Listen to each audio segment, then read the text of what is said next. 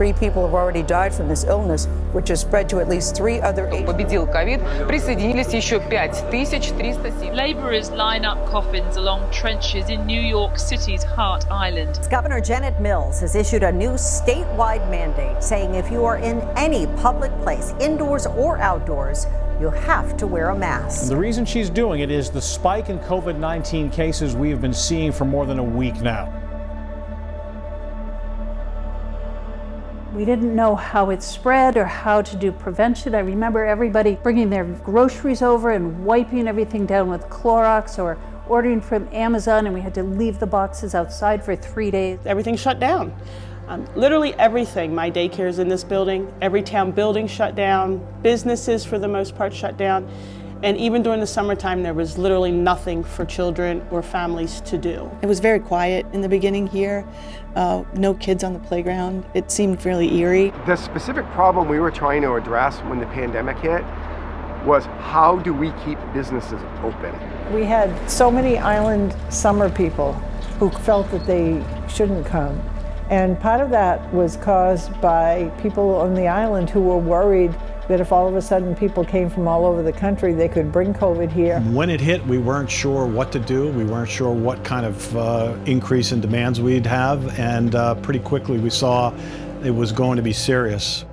One of the first things that we recognized early on was the need to gather everyone together. So we called a meeting in the town of Yarmouth to get people together to say, I think we should worry and I think we should prepare.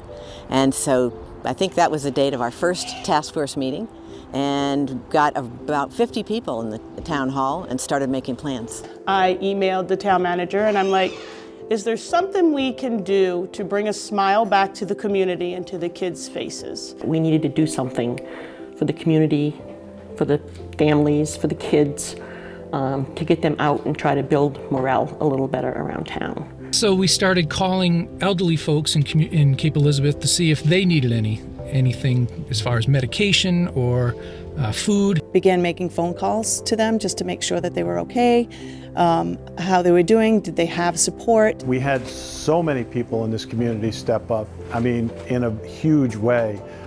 Thousands and thousands of dollars came in every month to support the pantry.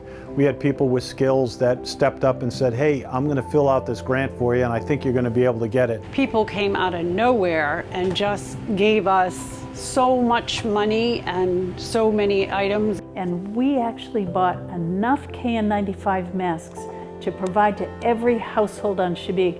We divided the whole island up by tax maps. We had 7 teams of people.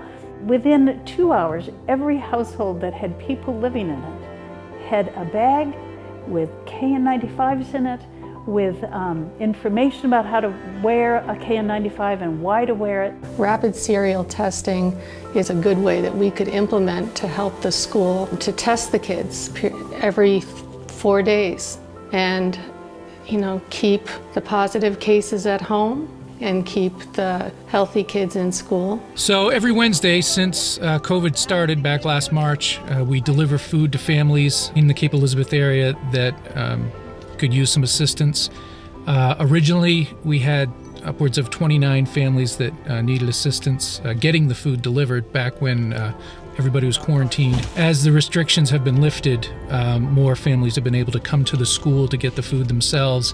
There's still a few families that, whether they have children at home and they're a single parent, or whether they have pre-existing medical conditions that make them feel unsafe going out with COVID still going on, that we are providing the delivery service for. Hi, it's Officer Estes. I'm just calling to let you know I dropped the food off.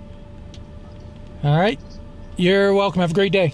We got the police and fire involved, we made videos, we kept translating information to folks all over town. We began doing wastewater testing to make sure that we could pick up anything that was going on and keep watching for that. We began testing people for the virus. We probably have about 150 people around Yarmouth that are working on different projects. One of the signs of success is really that there are whole separate activities that people have taken charge of. During the pandemic, we noticed that and became concerned about the isolation of seniors in our community. brainstormed ways to try to connect with them and keep them connected. I had originally called a master gardener in town who I'm sure would have loved to help, but she's unfortunately having back surgery today. So went to plan B and thought, hey, I think Matt and I can do this and get it done, and it is a feel-good thing, both of us. Happy to be here. She's a wonderful lady and really takes pride in her garden, and we want to help her do that. We got this idea as it was starting to get a little colder outside to call it BYOB, bring your own blanket. So we went out and bought a bunch of blankets and a bunch of hats, and we gave them to the restaurants so they could give them to patrons to encourage them to keep coming back. But we had another problem. It's gonna get really cold and the snow's gonna fly. So how do we think about this not just locally? How do we think of this regionally and statewide? So we partnered with Greater Portland Council of Governments, the Maine Office of Tourism, Visit Portland, and a number of other organizations to come up with this Maine Winter Dine. We went out and visited a number of restaurants. We got them on camera. We asked them to be part of the support as we pushed it out in the community and to get people to continue to go, even though it's much colder outside. And they did. And it worked. Now it's morphed into a statewide program. If we can do it locally, we can do it regionally, and we can do it statewide. We did drive-by Halloween, where early in the week we put out packets for kids to pick up for activities, and then Halloween night they came back drive-through. They got their candies and stuff. They're very excited. We decided to try again at Christmas. Figured it'd be nice to give out Christmas stockings. We had them donated. We packed them with a bunch of goodies, and we packed them with the golden ticket. You'd be standing out there in the cold, freezing to death, but when you handed a stocking to that child and you saw the big grin, or they won, they got the gold ticket, and they were going to be able to go get a book from the library and get their tin of popcorn, and we were hollering, hey, winner, you know. So we were just as excited as the kids were. We did a program with the Chebeague Lake anglers of ice fishing. And I'm looking at this man, I said, are you from Connecticut? Yes, I am. Weren't you at the Christmas? I was. He goes, we've been spending more time up here because in our town, they're not really doing anything. And the award shocked us all. I still can't get over it, quite frankly. It was a wonderful thing to be recognized when you didn't expect to be. You know, we didn't do it for the kudos, as the paper said. We did it for the kiddos. We have had one family in particular from New Gloucester that each time they've had a stimulus check, they've given us money. Last Friday, they gave me $200, and I was like speechless when they gave it to me. Linda and I pulled Linda over and I said, hey, look at this. This is amazing, but we can't take it. It's way too much money. They absolutely refused and said, absolutely not. You guys are here for us all the time.